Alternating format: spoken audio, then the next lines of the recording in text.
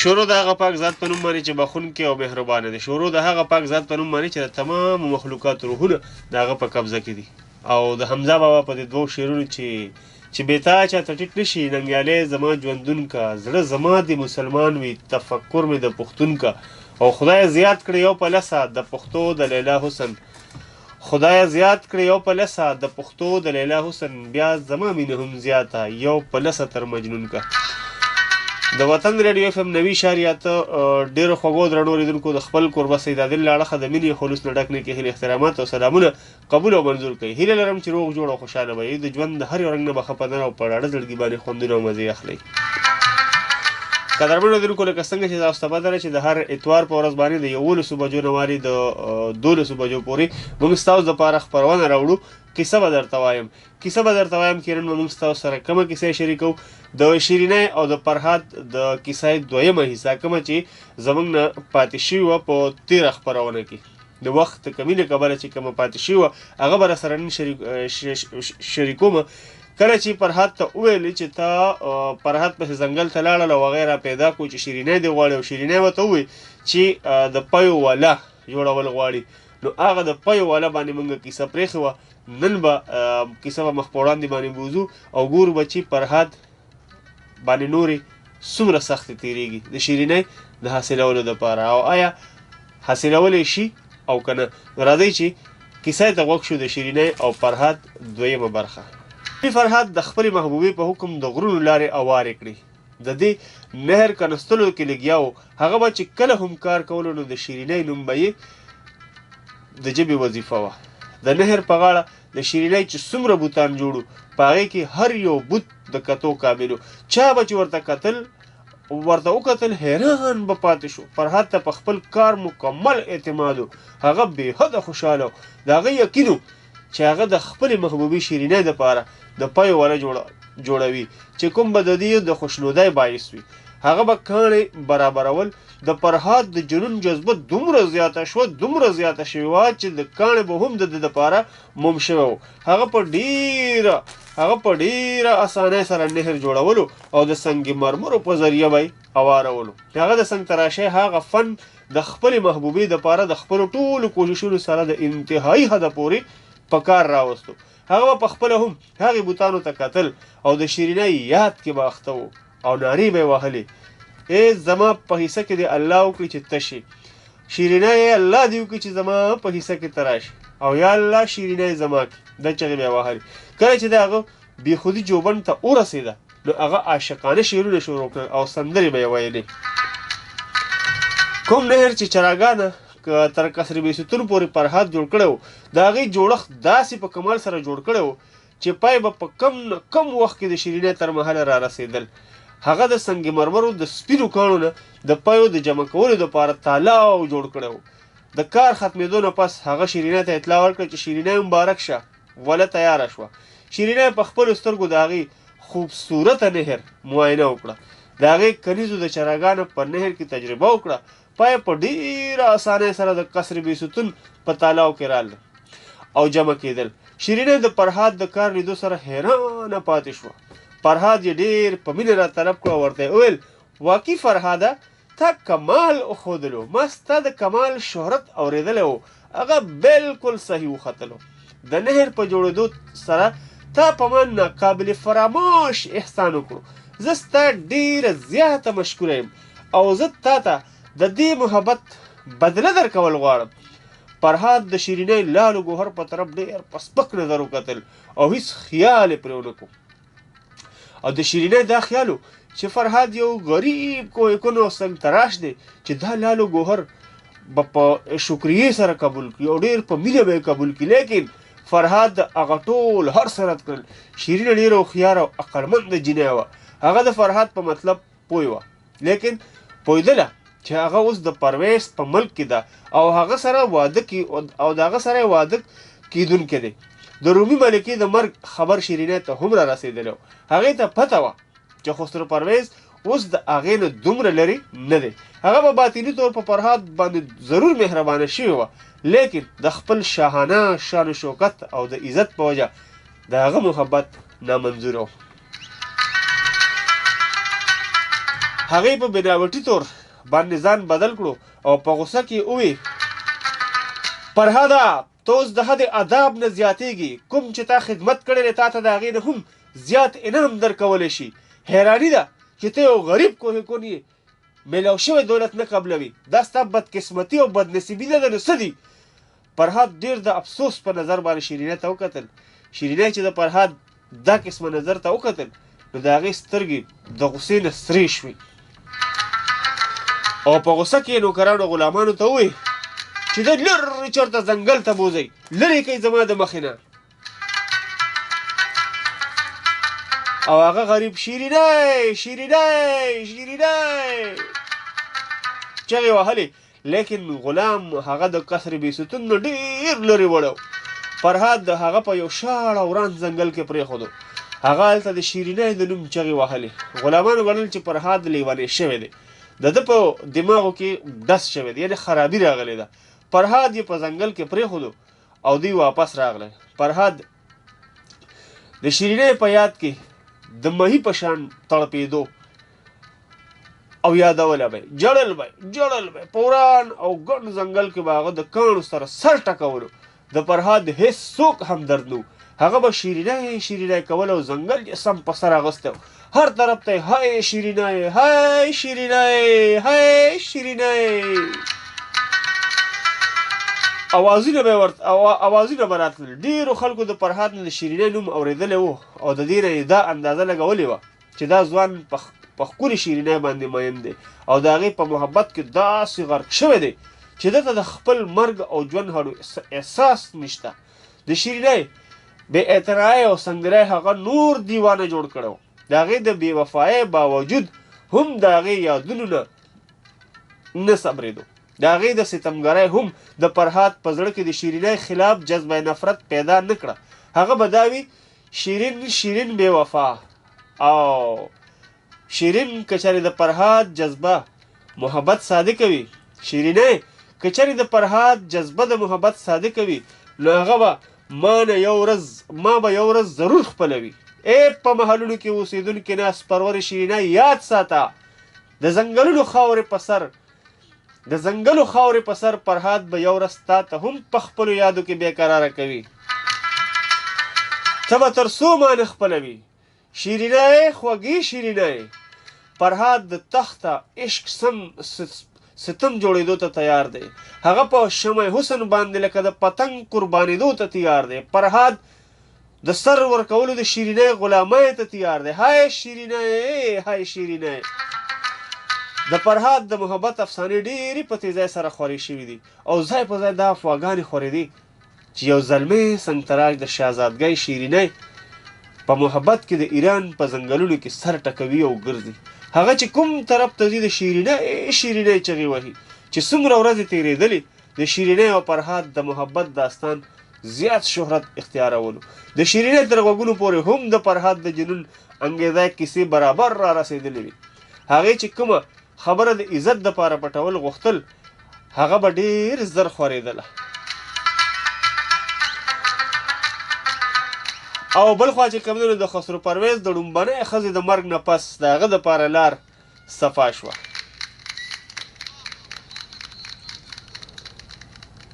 اوس د شیرینۍ خپل محل ته په راتلو کې سره رکاوټ هم نشته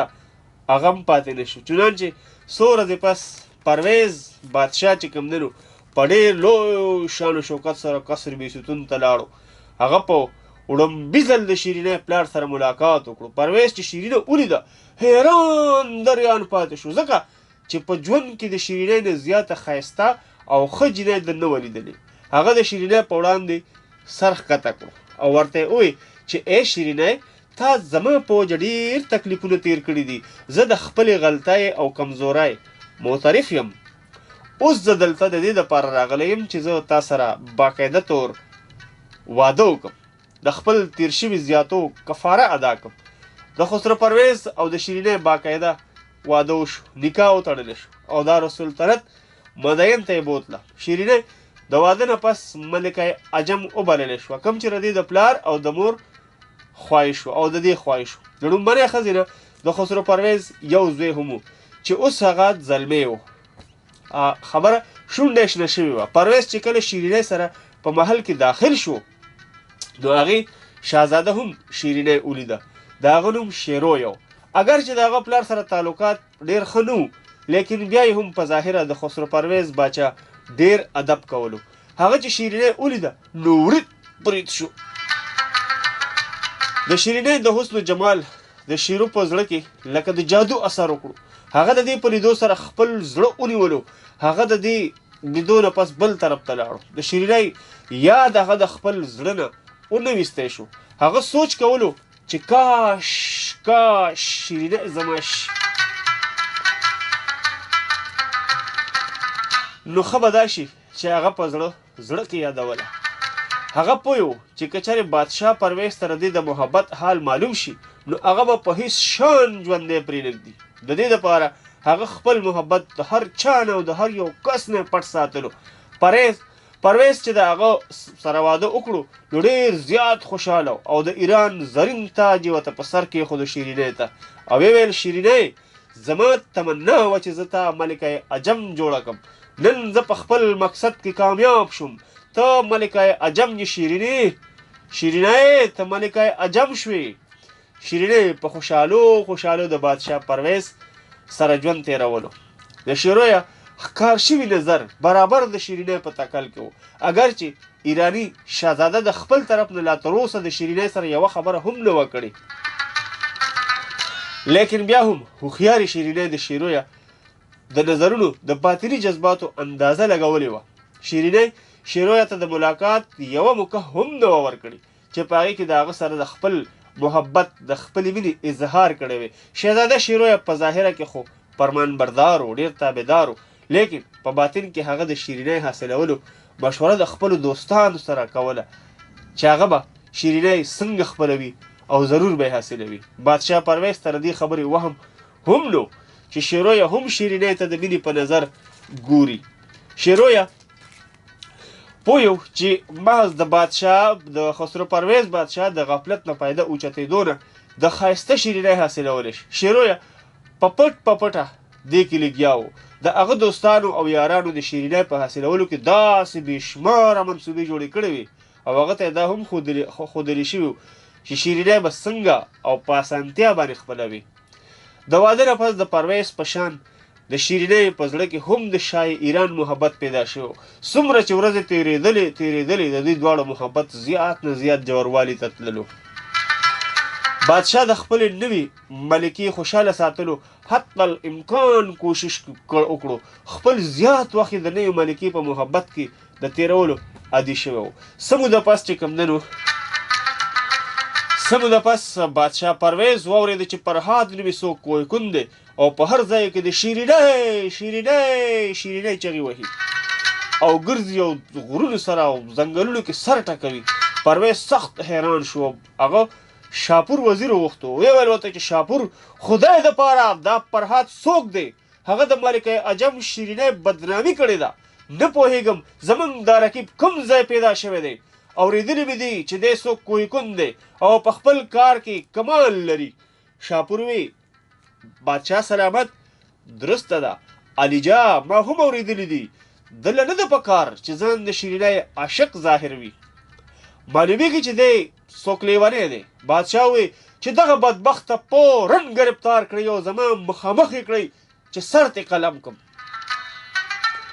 شاپور وی علیجا بادشاه سلامت د فرهاد قتل کول مناسب نه دي ځکه چې دغه شان به ملکه عجم بدنامي او رسوایي وشي او تاسو به یو سنګدل مشهور بادشاه مشهور شي. خلک به وایي چې بادشاه د ملکې د بدنامۍ پټېدو دپاره فرهاد قتل کړو. پرویز ورته ووایي بادشاه چې کوم هغه وایي نو څه پکار دی چې د رقیب ژبه بنده شي. زما ویرې جوش کړی دی. شاپور وایي علیجا زه داسې ترکیب جوړوم چې فرهاد به په خپله ختم شي او ملکه د بدنامۍ نه به هم بچ وي. پرویز بادشاه وایي او څه داسې ترکیب جوړ که چې ټول کار په اسانه شي.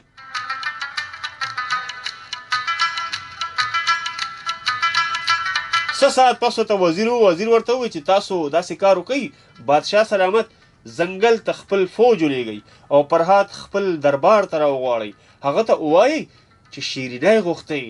د ملکې د نوم اورېدو سره به هغه د لیونو په شان په منډه راشي. چې کله هغه دلته راشي نو ورته به دا وویلی شي چې د دارالسلطنت او د ایران قطبي علاقې ترمنځ چې کوم د اوچتو غرونو سلسله ده هغه دې اواره کړی شي او لرې دې کړی شي. د هغې په وجه سره په تمامي ایران باندې د قبضې قایم ساتلو کې فوزیانو ته ډېره دشواري پېښېږي. دته دې حکم ورکړی شي چې هغه دې د دغه غرونه کټ کړي، د میدان په شان دې اوار کړي هر څه. د دې کار په سلسله کې به دته د خپلې غوښتنې انعام ورکولی شي. زما یقین دی چې فرهاد به دا ضرور منظور کړي او هغه به ټوله زندګۍ کې دا کار ختم نه کړی شي. بادشاه سلامت هغه به د غرونو سره سر ټکوي، مړ به شي، دغه شان به فرهاد په خپله مړ شي. بادشاه وزیر ته وی چې ګوډ، ویری ګوډ، ټک ټک لاسونه ورته وپړکول. بادشاه وزیر ته دا تجویز خوښ کړو. هغه د فرهاد د رابرلو لپاره یو څو کسان، یو څو سړي د ځنګل په طرف روان کړل. د هغه یقین و چې د فرهاد ژوند به په دې ترکیب ضرور تمام شي. د بادشاه پرویز سړو کوهکون فرهاد ځنګل کې وموندلو او ورته یې ووی چې زمونږ بادشاه خسرو پرویز بادشاه ته مې هلته طلب کړی. فرهاد ووی زه ستاسو د بادشاه غلام نه یم چې زه د هغه د حکم تعمیل وکړم. پرویز د محل بادشاه دی او فرهاد د ځنګل سلطان او د جنون سرتاج دی. په نوکرانو کې یو ووی ای فرهاده، بادشاه چې ستا حال واورېدو نو فکر او غم یې وکړو. شیرینه د هغه په محل کې موجوده ده. زمونږ د بادشاه تمنا ده چې هغه ته خوشحال کړي. د دې دپاره هغوی ته یاد کړی، هغوی ته افسوس دی چې شیرینه ته برباد کړی. فرهاد چې د شیرینه نوم واورېدو یو سوړ سویلی وویست او بېهوشه شو. د بادشاه سړو په مشکله فرهاد په هوش کړو. هغه ووی که چېرې د پرویز په محل کې شیرینی موجود وي نو زه به ضرور هلته ځم، او که نه بادشاه مې غواړي نو بادشاه ته وایه چې دلته راشه. څه چې په ما تېر شوي دي هغه به ورته ضرور هلته اورم، او د هغې بې وفا عشق کې چې زما کوم حال دی هغې ته به یې ښایم. چنانچې هغه د هغې خلکو سره د پرویز محل ته ورسېدو. بادشاه فرهاد ولیدو چې یو زلمی د هغه مخامخ ولاړ دی، د سر ویښته یې پرانیستې دي، په سترګو کې وحشت ښکاري. شیرینی شیرینی چغې وهي. پرویز ته د فرهاد په ژبه د شیرینی نوم اورېدو سره غوسه ورغله. فرهاد چې دا واورېدو ډېر غوسه شو. پرویز باچا چې د دا خبرې واورېدې نو ډېر زیات غوسه شو. هغه غوښته چې فرهاد دا وخت قتل کړي، سر ته قلم کړي، مګر بادشاه وزیر منع کړو چې نه ګورئ. ورته یې ووی چې حضور داسې ونه کې ګورئ، د ملکه عجم رسوایي ده په دې کې چې کوم ترکیب ما ښودلی دی د هغې نه کار واخله. په غوږ کې ورته ووی دا بلا به په خپله لرې شي، نه به بانس پاتې شي او نه به شپېلی پاتې شي. بادشاه ووی ای فرهاده کېنه، ما خو صرف ستا د محبت امتحان اغوستو. پته ولګېده واقعي ته شیرینی ډېره د زړه نه غواړې او ستا شیرینی سره ډېره د زړه نه مینه ده. دارالسلطنت او د قطبي ایران ترمنځ د خور شوې غرایزه سلسله کټ کول دي. د میدان په شان یې اواره کړه چې په ملک کې د نظام قایم ساتلو دپاره د پوځیانو کوم مشکلات مخامخ کېږي هغه به ختم شي. د دې کار د خاتمې نه پس به تا ته په انعام کې شیرینی حواله کړم. فرهاد وخندل او ویې ای بادشاه دا ستا واده ده؟ بادشاه ووی او فرهاده ما په دربار کې بار بار د دې ټولو د وړاندې تا سره اقرار وکړو چې که چېرې تا د دې کار په انجام کې کامیاب شوې نو شیرینی به ضرور تا ته میلاویږي. شیرینی ستا شوه. فرهاد د بادشاه پرویز د قول او اقرار کولو نه پس تیشه واغسته او غریزې علاقې ته روان شي. په کاڼو یې داسې ګزارونه کول، هغه به هر ګزار سره د شیرینی نوم اغوستو. د هغه ګزار سره به کاڼې د موم په شان ویلې کېدو. هغه شپه ورځ کاڼو ماتېدو کې اخته و. د دې کار نه علاوه د هغه نور هېڅ کار نه و. هغه به د نوي د زیات کار ختم کړی و چې شیرینی ته هم د کوهکون فرهاد د کار علم وشو. هغه د ده په دې تکلیفونو خفه او دلګیره شوه او د هغه په یاد کې بېتابه شوه. د محبت غشه د هغې په ځیګر کې پیوست شوی و. او د خپلو کلیزو سره د فرهاد د کار کتلو ته راغله. هغې دا وکتل او واورېدل چې هغه هر ګزار سره د هغې نوم اخلي. شیرینه یکدم د مرحبا چغه کړه، مرحبا. فرهاد چې د خپلې محبوبې اواز واورېدو نو کار یې په ځای پرېښود، هغې ته وړاندې ودرېدلو او خپل سر یې ورته په خپو کې کېښودو او ویې ویل د خدای دپاره، د خدای رویو بنه رحم وکړه. شیرینه ورته وویل فرهاده دا غر ولې معده کوي؟ فرهاد وویل چې پرویز باچا ما سره وعده کړې ده چې د دې کار په ختمېدو سره به ته زما په حواله شي. شیرینه په اس سوره وه. هغې چې دا واورېدل نو په سر یې چکر راغلو او د غر نه پرېوته. که چېرې هغه پرېوته وي نو د هغې بدن به زرې زرې شوی و، ولې د هغې خوراک خو صرف پی و که نه، او پی خوراک. مګر فرهاد د ډېر جرت نه کار واغوست او شیرینه یې د اس نه اوچته کړه. په دې شان د شیرینه ځان بچ شو او فرهاد دغه شان شیرینه د غر نه ښکته را ورسوله. شیرینه د فرهاد دا شجاعت چې ولیدو نو حیرانه پاتې شوه، په زر ځله ترېنه زار شوه. شیرینه ورته وویل ای فرهاده ته به زر په خپل مراد کې کامیاب شي، زه به ستا ناوې جوړېږم. زه اوس ځم، بیا به ستا کار کتو ته راځم، قدرت دې موږ دواړه زر میلاو کړي. فرهاد چې د شیرینه د خولې نه دا خبرې واورېدې نو ډېر زیات خوشحاله شو. شیرینه یې واپس لاړه او فرهاد بیا په خپل کار اخته شو. بادشاه پرویز چې دا واورېده چې فرهاد د تمامي غر کټ کړو، لږ کار پاتې دی، د یو څو ورځو کار پاتې دی، نو هغه سره خطره پیدا شوه چې اوس به څه کوم، چې کار په ختمېدو کې راغی او شیرینه به دې غواړي. هغه وزیر شاپور سره مشوره وکړه چې بیخ دې اوس څه کار وکړم، اوس خو هغه غر هم په ختمېدو شو.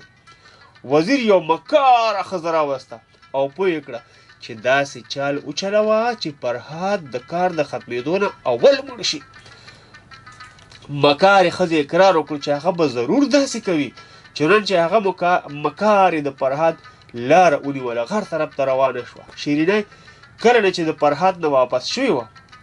د فرهاد په عشق کې بېقراره وه. د ده حال معلومولو دپاره یې کلیزې مقرر کړې وي. دوی به هر ورځ وقتاً فوقتاً د فرهاد د حال ور رسولو. شیرینه خوشحاله وه چې د فرهاد د کار په ختمېدو دی. یوه شپه چې د ستورو رڼا وه، سپوږمۍ د 14مې وه او د فرهاد د تیشۍ ګزارونه په کاڼو لګول، نو د نږدې نه د ژړا اواز یې واورېدو. فرهاد د ورو ژړا طرف ته لاړو. یو بوډۍ ولیده چې جاړي او د شیرینۍ نوم اخلي. فرهاد د بوډۍ نه تپوس وکړ چې ابۍ بوډۍ ولې جاړي؟ بوډۍ د فرهاد لیدو نه پس نوره په هی ناتار شوه. وایي فرهاد د لاسه کړه او بیا یې ترېنه تپوس وکړو. بوډۍ ورته وویل هی زویه څه به درته ووایم، زه د شیرینۍ بیبي دای یم.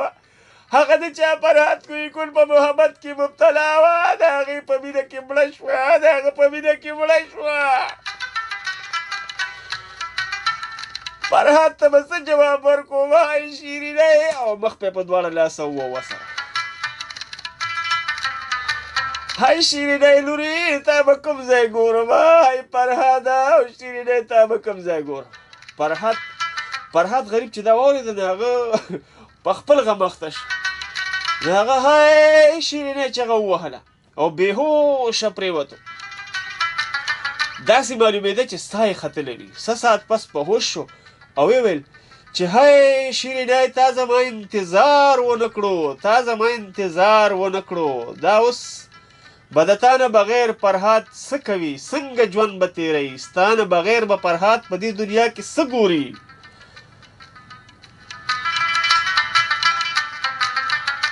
او هلته هم زما دپاره هم ځان سره ځای وکړه. دلته مې نصیب نه شوې، هلته به یو ځای شو. دلته زه ستا دپاره ځان ورکوم. فرهاد تیشه راواغوسته او یو سخت ګزار یې په سر وکړو. سر یې مات شو، هر طرف ته د وینو دارې تلې راتلې، خورې ورې شو. فرهاد را پرېوتو او مړ شو. انا لله و انا الیه راجعون. اتفاقاً د شیرینۍ یوه کلیزه هم دغلته راغلې وه. هغې دا ټول حال په خپلو سترګو ولیدو. د مکارې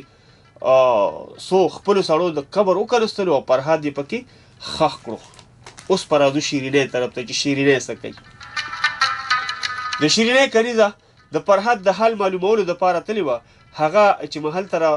را رسېدو سره د فرهاد د مرګ او د بوډۍ د مکارۍ او د فریبۍ ټول حال شیرینۍ ته بیان کړو. د فرهاد د مرګ په اورېدو سره شیرینۍ بېهوشه شوه. د هوش راتلو نه پس هغه فرهاد پسې جړېدله. دا وخت د دې په زړه کې د پرویز د نفرت پیدا شو او د خپلې کنیزې سره د محل نه ووتله. کنیزې ته یې وویل ما ته د فرهاد قبر وښایه. د شیرینۍ د مرګ په باره کې یوه تاریخي واقعه دا هم مشهوره ده چې شیرویه خپل پلار پرویز په یوه بهانه تیخانې ته بوتلو او هغلته یې مړ کړو، قتل یې کړو چې د هغه د مرګ نه پس هغه شیرینۍ حاصله کړي. هغه شیرینۍ هلته بوتله. د پرویز لاش یې ورته وښودلو، ورته یې وګوره پرویز مړ دی، که ته عیش و عشرت غواړې نو ما سره واده وکړه. مورخ دغه ځای لیکي چې شیرینۍ د پرویز لاش نه چاړه را وویسته او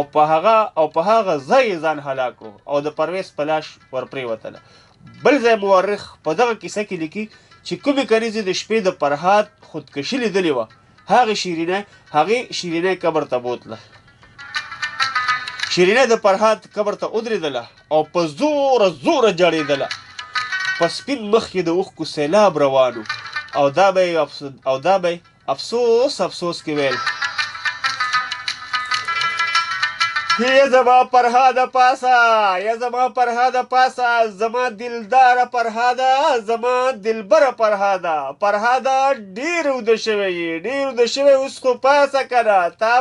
تا به زه نه خفه کوم فرهاده راپاسه، زه به ستا زړه نه ماتوم فرهاده راپاسه که نه. شیرینۍ ستا په زخمونو مرهم لګولو دپاره راغلې ده. زما قسم چې تا به زه یوازې پرېنږدم. مرګ مې قبول دی ستا سره فرهاده، لاړه به نه شم بیا تر محله فرهاده راپاسه. که مې سر د ترې نه پرې کړي فرهاده، اوس چې زه او ته سره یو ځای وې سود به مې هله شوی فرهاده چې ستا وې فرهاده. مرګ مې قبول دی، بې له تا نه ژوندون به څه کړمه فرهاده. په دې دنیا خو یو ځای نه شو، خدای پاک دې موږ دواړه په هغه ځای کې یو ځای کړي.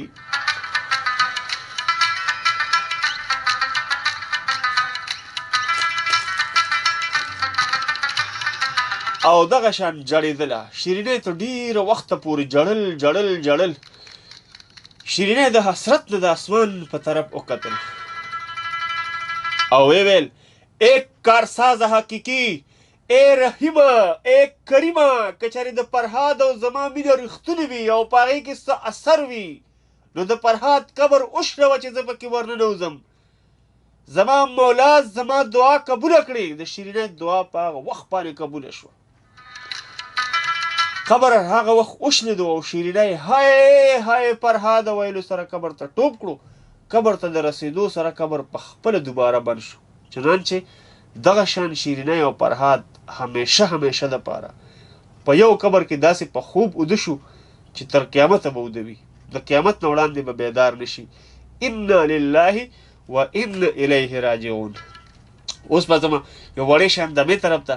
دمې نه پس په بیا راځم. ستاسو مینه، ستاسو محبتونه په 0937 55 12 21 0937 55 12 21 باندې چې کوم نه خپلې غره روان دي هغه به پکې شاملو. کیسه ختمه شوه. فرهاد او شیرینۍ په یو قبر کې ښخ کړی شو. زما دمې طرف ته. دمې نه پس په بیا راځم. چېرته مه دی خپل وطن ریډیو FM 90.8 او خپل کوربه سید عادل سره اوسئ.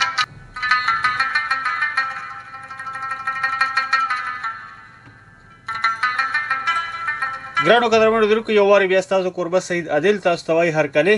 خپرونه د کیسه به درته وایم او تاسو غوږ ایښی د وطن ریډیو FM 90.8 د هوا چپو ته. ځم به نیغ په نیغه ستاسو کارونه، ستاسو مینه، ستاسو محبتونه چې کوم را روان دي په 0937 55 12 21 باندې هغې طرف ته به ځم. نو راځئ چې ګورو زموږ سره دې خپرونې د شیرینۍ او د فرهاد د دویمې حصې لومبنی کارډر څوک دی او دې کیسې ته په کوم نظر ګوري.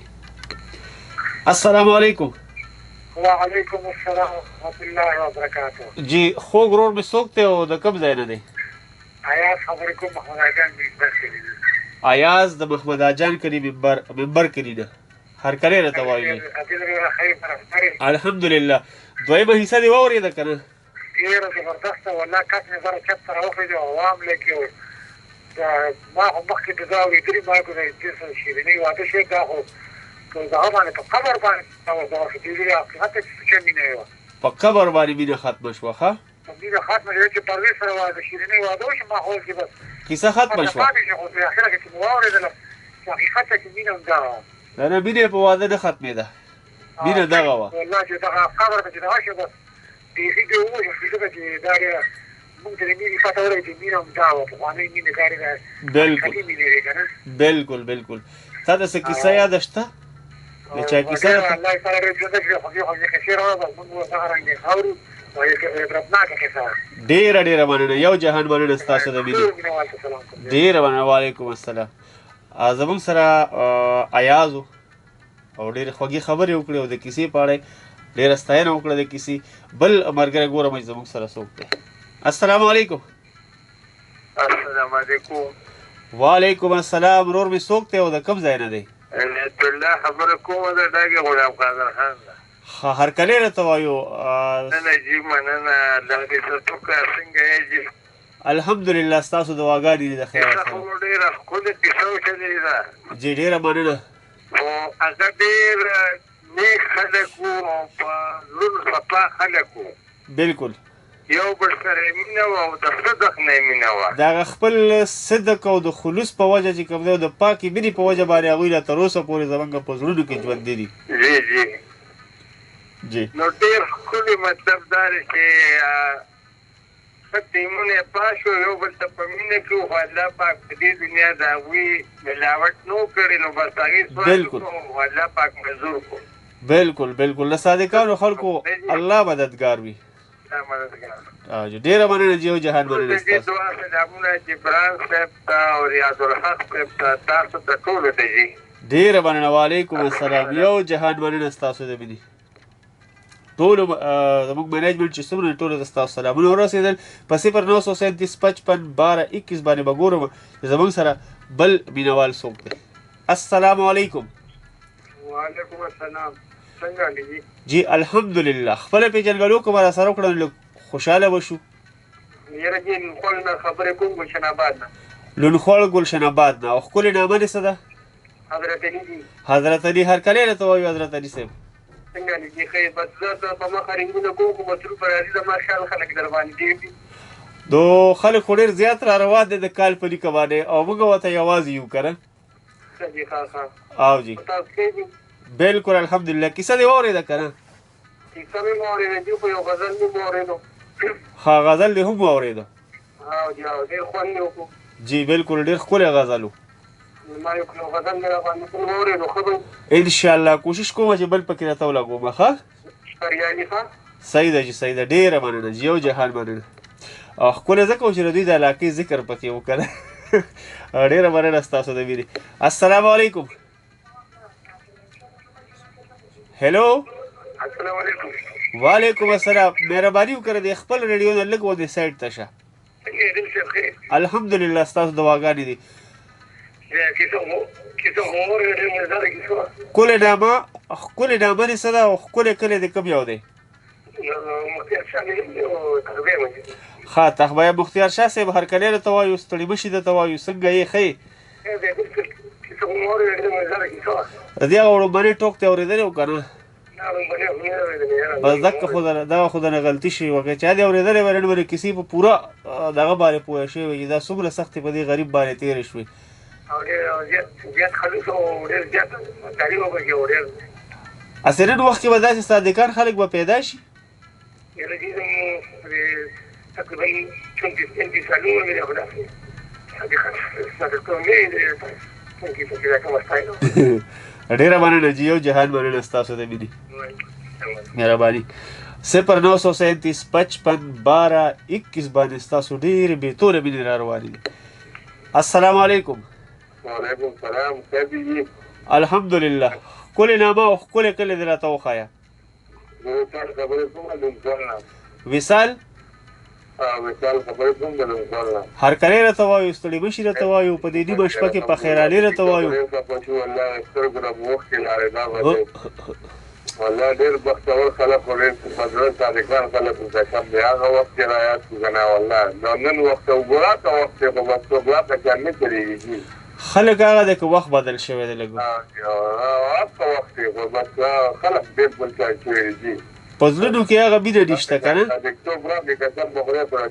څه کمې هم راشي بلکل چې دا وجه څه ده څه وجه ده چې داسې هغه زموږ د زړونو نه هغه مینه محبت لاړل او نفرتونه پکې ځای ونیسه دا ولې ډېر افسوس دی ډېر والله سترګو نه مې اوښکې لاړې سره خبر ده والله صحیح خبره ده نه کیسه ډېره د افسوس وه چې سړی دومره سختې تېرې کړي او ډېره مننه چې یو جهان مننه ستاسو د مینې ضرور خو وایي چې به ورسره وژړل له سترګو نه مې اوښکې واقع د ژړا کیسه وه السلام علیکم السلام علیکم وعلیکم السلام څنګه دی بخیر دی الحمدلله ستاسو دواګانې دي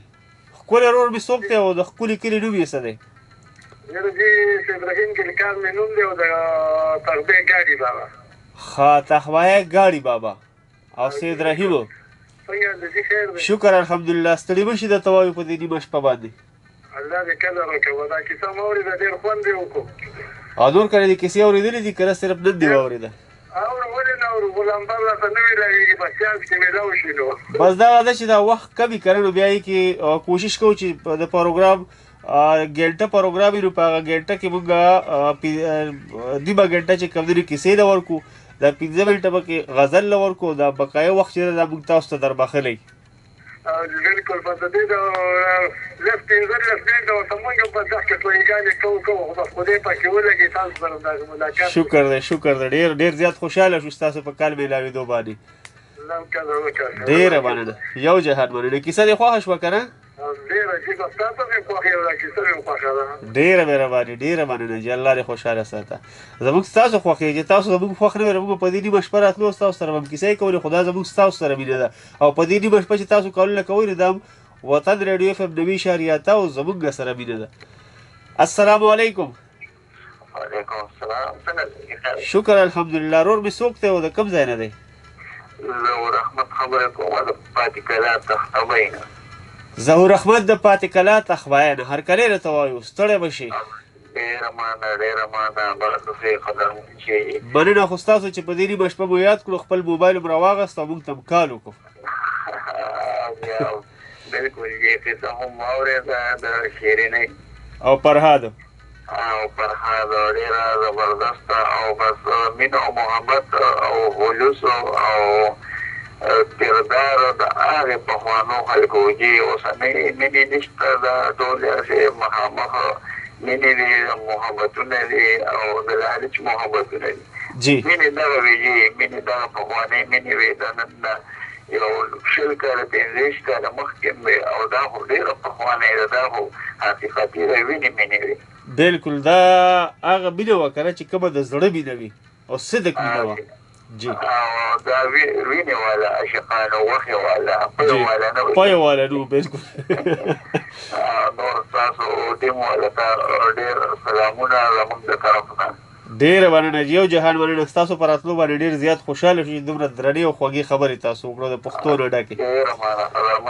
ډېره مننه یو جهان مننه ستاسو د مینې ستاسو د محبت یو جهان مننه حقیقت ته نن راته اندازه ولګېده چې د کیسې مینهوال چې کوم دی نو تر نیمو شپو پورې ویښ وي او زموږ دغه غږ زموږ دغه کیسې هغوی په خپل زړه کې خوښه کوي د فیسبوک د لارې پیج باندې د وطن ریډیو چې کوم افیشل پیج دی په هغې باندې هم ستاسو ډېر زیات SMS راغلي دي خو ستاسو مینه ستاسو محبتونه السلام علیکم وعلیکم السلام څنګه چل دی الحمدلله ښه چل دی د خیره سره رور مې څوک دی او د کوم ځای نه دی شمس الاسلام خبرې کوم شمس الاسلام ګجر ګړی نه تغوی عبدالله کریم تخوایه بالکل جوس مې رایاد شو پای وله چې ورته جوړه وده پای وله ورته جوړه کړه که نه ودې لیدو مینه محبت یو بل سره په صادقۍ وبوسي مینه دې ته وایي ښه دې ته دا شکی وای دې ته دغه وای صادقې مینه ښه مونږ خو یو پیر بایپاس باندې مار لیدلی اوس په بایپاس باندې ورځم نه داسې چې زم کړي در په بایپاس نه ځو پر اوږده لار باندې ځو اوس درغله بخیره پوه شي بالکل رو ته بخیره که نه بخیرې دغه دی درغله یو بل ته زړه کې هغه نفرتونه دي زړه کې مو ته درغلي پرته ده مینه محبت نشته پوه شي جی بیخي دغه شوي دي یو بل ته داسې دي دا زړونه خیرن شوي دي بالکل دا زړه چې ځان چې لرې شو که نه دا صفا شو هر څه رڼا ده پوه شوې بالکل ستا خبره په ګل بدل خیرې نظر کوو صحیح خبره لرې شي که نه بالکل جی هغوی د صادقۍ مینه او هغوی الله پاک خپل مقصد ته کامیاب ورسول انشاءالله بله پیره به راته بل د صدق کیسه راوړم ښه بله د صدق کیسه ده ستا کیسه خو ما بلې بیره موبایل اوس مې موبایل کې ګوتې والې فرق پکې و ما یې جوړ بس کیسه را دانه ده راګېته ورته ونه شو هغوی به چې دا څنګه دغه دی وفا دې زما کیسې نه اوري پوه شي زموږ ته بدره شمس الاسلام ورور زموږ هره پیره کیسه اوري او هره پیره د ټلیفون په کرښه باندې راځي موږ سره خپله حاضري لګوي الله دې له عمر او ژوند درکړي الله دې عمر کې برکت واچو امین سره ستاسو بل سره خاطر جان باندې ټولو باندې دوا سلام الله پاک دې وینم روغتیتونه ورکړي وعلیکم سلام ډېره مننه امین وطن دا ریډیو وطن سټیشن دی وځي دا الله کامیاب ساتي امین امین هغوی د پته چې دا بېکاري مړې پوه شي جی صحیح ډېره مننه یو جهان مننه ستاسو د مینې وعلیکم السلام ډېره زیاته مننه شمس الاسلام ورور یاد کړي وو د تخباینه یو جهان مننه ستاسو د مینې ستاسو د خلوص السلام علیکم وعلیکم السلام دا خوږ اواز د چا دی او د کم کلي نه دی الحمدلله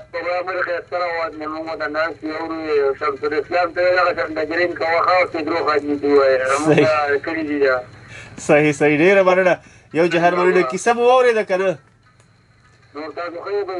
الحمدلله شکر الحمدلله جی ستاسو غږ راځي جی ستاسو غږ راځي جی زما په خیر له دوی په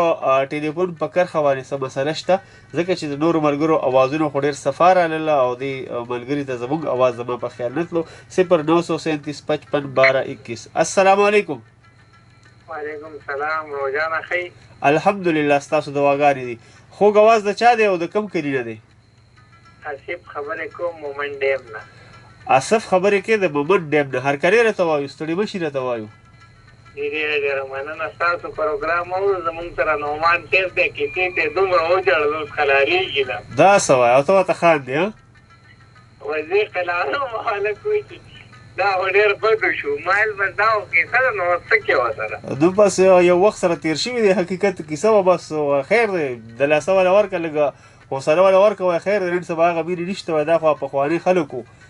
چې یو بل سره ډېر د زړه نه به یې مینه کوله بالکل ډېره مننه ستاسو د مینې یو جهان مننه ستاسو د مینې په 0937551221 باندې ستاسو مینې هم راروانې ده او د فیسبوک د لارې چې کومه پاڼه ده د وطن ریډیو FM 90.8 هغه هم د SMS-ونو راته ډکه ښکاري السلام علیکم وعلیکم السلام ورور مې څوک دی او د کوم ځای نه دی سلمان خبرې کوم تخبې ګاډي بابا ده سلمان د تخبې ګاډي بابا ده هرکلی راته وایو جی څنګه دې چې خیره به دا نمبر په انګلیسي ملاو ډېر وخت به ټرین کو نه لګي نن نه خیره ټول لګي نو تاسو خیر به بالکل الحمدلله په وړاندې ځل لیکل کړی دی خو اخرنی ځل کې به نه او دغه شان د وطن ریډیو FM 90.8 د ټول خبرونو ته راځي او کالونه مکه وته ښه خیری بالکل الحمدلله ستاسو دواګانې دي کیسه دی واورېده جړلې خو دې ورته نه دي نه جنا بس خپل یو دا حقیقت خبر نه ده بابا چې کوم نه حالات دي دا چې بازار سره خپل مطلب اسنه نن سبا حالات ډېر ګډوډ دي بالکل نور تاسو خیر دي بالکل الحمدلله ډېره مننه ستاسو د مینې زمونږ د اسلام د صدرو باندې په دوا سلام وایي دا زمونږ وړیان دي وعلیکم موږ سره ګورو موږ زمونږ نمبر دی نو تاسو چې څنګه دا تاسو کوی دا نمبر کومه دی هغه مهنت ډېر کوي کنه نجي بزو بخبر إذا كنا بروغرام ده هيدا بيبنى جارة بار يلي بجي توريخ يا ماما خاجي خاخ جو خير شکر الحمدلله ستاسو دوا ده ډیره مننه ستاسو د مینې یو جهان مننه جی 093755 باندې هم ستاسو مینې را روانې دي د فیسبوک په لار باندې چې کوم نه صابر د بالاګړی نه سلامونه او مینه او احترامات ومنئ صابر بالاګړی ډیره مننه جی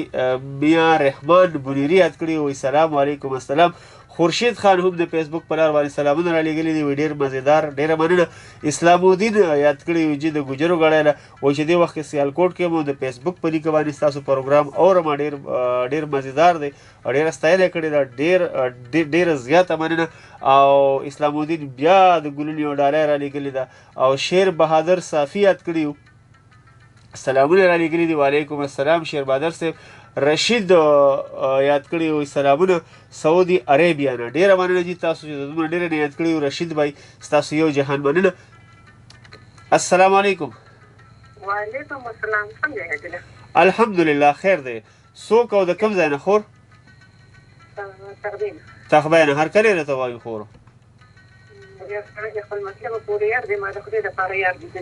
بېشکه او په نارنج کې مې انار لیدلی نه دی جی کیسه مو واورېده ښه ماشاءالله نننۍ کیسه څنګه وه ها ستاسو نن خو موږ خپل زړونه صفا کړو موږ خپله منونه صفا کړو نن هغه وخت هغه ټایم دی جی هغه مینه محبتونه دي جی خو موږ یو ته موږ چاته غله نشو که نه موږ ته څوک غله نشو نو هېڅ هم نشته دی ستاسو مطلب دا دی زموږ په زړونو کې غلا ده وخت هغه دی خلک هغه دی خو په زړونو کې لږ زمونږ زړونه څخه دي زمونږ ایمانونو کې فرق دی زموږ په زړونو کې فرق دی بالکل دا خبره ټیک ده حقیقت خبره ده او که موږ خپل ځان دغه کړو که نه نو هر څه سم دي هغه د صدق زمانه ده هغه پخوانی وخت دی هغه هر څه دي نه وخت بدل دی نه موږ خلک بدل شوي دي جی او شروع د خپل ځان او د خپل کوره کول غواړي که نه بیا به ټوله دنیا تا ته صحیح صحیح ښکاري په زه صحیح شوم نو ټوله دنیا صحیح ده دا خبره ټیک ده خو نن سبا ښځه وفاداره شي نو سړی بې وفاده خو سړی بې وفادار شي نو ښځه بې وفاده صحیح شو درته خرج نه شي دې دواړه یو شی بالکل دا صحیح خبره ده ډیره مننه ستاسو د مینې د پروګرام اخري ګړی اخري لمحې دي اجازت به مخلو او ستاسو د مینې یو جهان مننه ډیره مننه جی امین 093755 باندې به ګورم چې اخري کالر څوک دی السلام علیکم وعلیکم السلام رور مې څوک دی او د کوم ځای نه دی جی بالکل مې واورېدې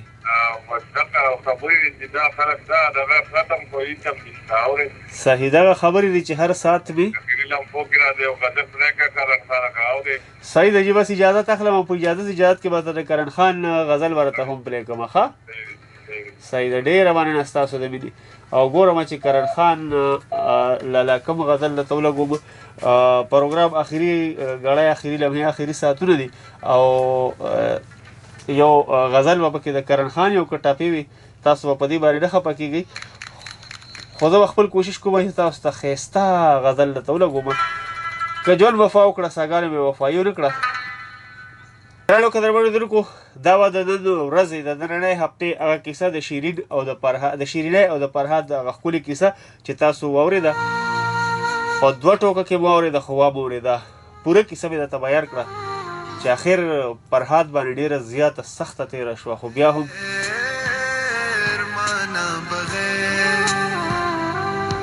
په ژوند کې خو نه خو په مرګ باندې شیرینۍ وموندله او اخره کې ورته احساس وشو شیرینۍ ته چې فرهاد ما سره د زړه نه مینه کوي که د پی ولی جوړه کړې ده او که غرې اوار کړی دی خو که غرونه یې هوار کړي دي خو دا صرف او صرف د مینې په وجه نن سبا هغه مینه هغه خلوص هغه په موږ کې نشته نن سبا څنګه چې تاسو هر کالر د خولې دا واورېدل چې د هر چا په زړه کې یو درغلي پرته ده یو نفرت پروت دی الله دې وکړي چې هغه رښتینې مینې هغه جذبې هغه خلوص زموږ په زړونو کې دوباره را پیدا شي او ورور ته ورور ووایو خور ته خور ووایو او پلار ته پلار ووایو او مور ته د مور مینه ورکړو